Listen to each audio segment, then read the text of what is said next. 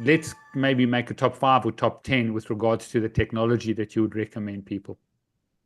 Yeah, I mean, I think from a maintenance perspective, um, if I can offer, and for men, you need to get your PSA chest tested. Um, you need to, as you say, get your hormonal profile under control. And for men, the inflammatory markers, the testosterone markers, as you said, free, total free and bioavailable, and understanding the difference and the focus on, bioavailable, which is circulating testosterone, which is available effectively for use. Um, Colonoscopy on a 2-year basis, for sure. I think general blood markers, absolutely. Every 3 to 6 months for me. And then, I think if I can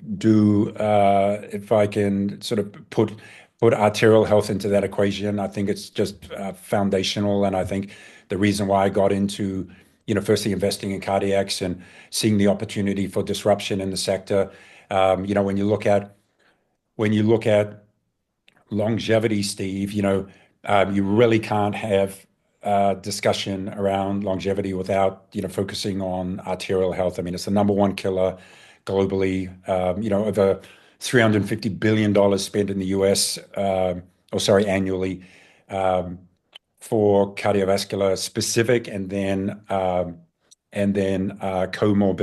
comorbidities, kidney disease, cognitive health, principally those diseases.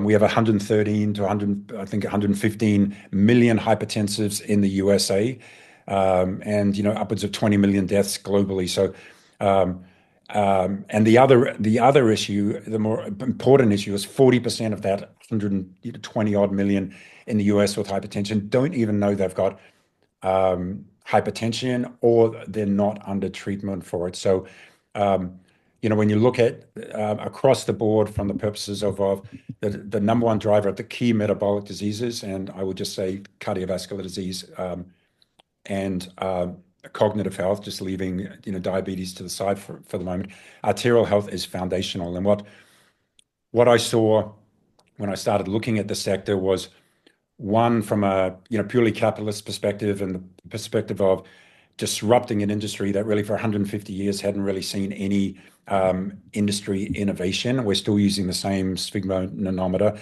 that was invented a little over 150 years ago.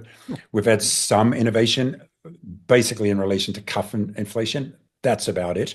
But really, from a biomarker perspective, we're still using the same systolic and diastolic values as the fundamental tool to put people into a pathway of treatment and diagnostics and treatment, right? So there's that. And then from the purposes of impact, really, if we can expand education and awareness, if we can communicate better, if we can monitor better, and if we can be at the forefront of developing software and devices in order to provide biomarkers that give us much earlier identification of risk, and the ability to intervene earlier, then that's going to have the most, if not a significant impact on the global global health outcomes. So really, that was really the focus, and really building tools. And look, this is not just when I talk about cardiacs and CONNEQT Health and what we're doing with the Pulse device and our legacy devices we've had in the market beforehand. We've been in the market for 25 years. Basically, 50 years of research, going right back to Dr. Michael O'Rourke, the cardiologist in Sydney, who developed the technology. It's been used by pharmaceutical companies, researchers. We got 23,000 papers on PubMed on our devices. So 50 plus clinical trials with everyone that you can sort of roll off your tongue, Pfizer, AstraZeneca, and so on and so forth.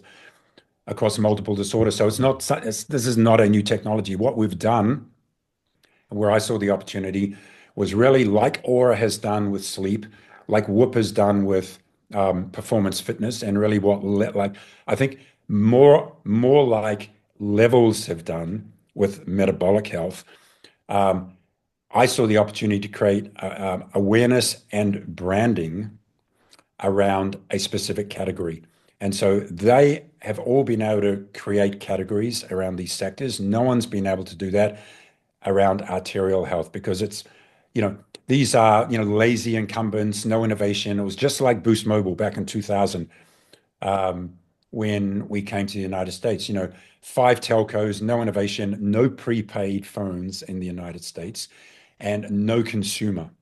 This was, 25 years ago. So we were the first consumer, first prepaid, first disruptor, became the largest prepaid mobile phone company by creating a brand around, a kind of boring business, which was, cell phones. So that's where I get excited about it because, if we can educate and create a brand and create a brand around vitality and lifestyle and thriving forward through better arterial health and provide the tools through our devices for that, then to me, that's super impactful. Sure. Wow. Well said. And I've just been on your website and having a look at it. You're looking at central blood pressure, central pulse pressure, augmentation index, subendocardial viability ratio. So Yeah. there's a lot here, and it can get quite technical. I don't want to get into the weeds, but maybe you can just comment on just how important the blood pressure is that we do in the office and people have got the technology at home. Is that still pretty relevant? And then the importance, maybe you can sort of just put it in layman's term, of all these new factors and data points that have Yeah, used of course. discovered. Yeah, we present them in very simple forms on the device, on the Pulse device, as well as on the CONNEQT Health app. So very, very consumer focused, just like Levels has done, how they've sort of deciphered, glycemic load and the Mm, technicalities around insulin resistance and put it into a very consumer-friendly format.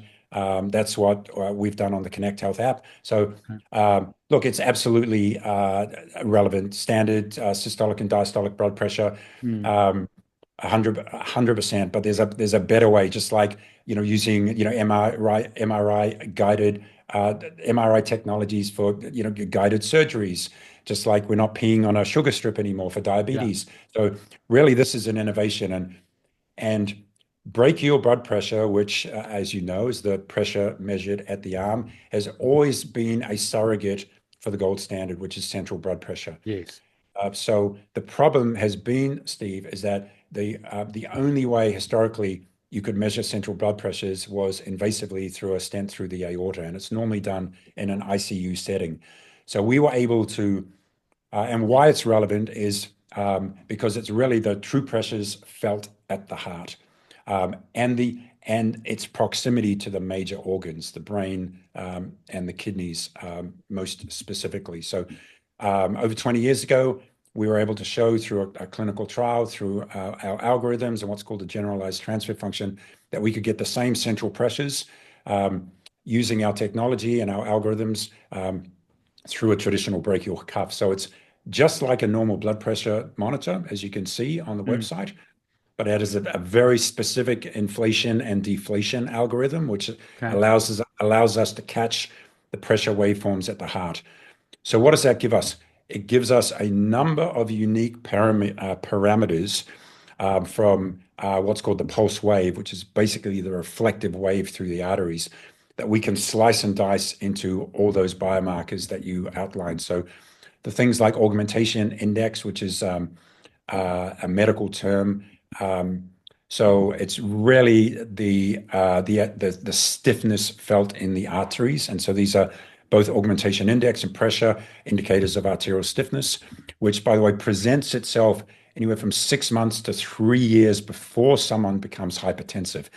So you could present in a physician's office normal blood pressure, but you could have arterial stiffness, which is basically, this time bomb that's building that you're not aware of through traditional diagnostics.